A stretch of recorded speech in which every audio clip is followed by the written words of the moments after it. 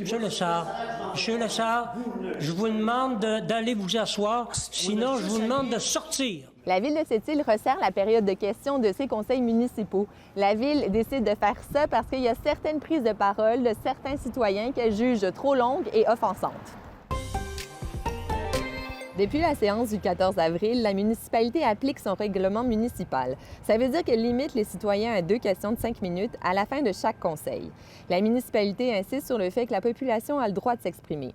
Cela dit, pour la DG Catherine Lauzon, le manque de respect, les formes d'acharnement et de harcèlement, c'est tolérance zéro.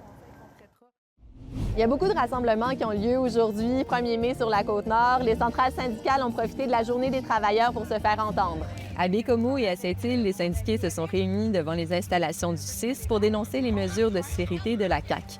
Les syndicats reprochent au gouvernement des compressions dans le secteur public, alors que beaucoup de fonds ont été dépensés dans les dossiers de Nordvolt et de SAG-Click. Ils espèrent aussi voir la CAQ reculer sur le projet de loi 89, un projet qui limiterait le droit de grève des syndicats. Et Sept-Îles sera orange ce week-end. Dans les prochaines heures, tous les gymnases et tous les arénas vont se transformer en terrain de volley-ball. Il va y avoir beaucoup de monde en ville. Il y a un total de 478 équipes venant d'un peu partout au Québec qui se sont inscrites cette année. C'est un nouveau record pour l'organisation. Les matchs et les parties débutent dès ce soir.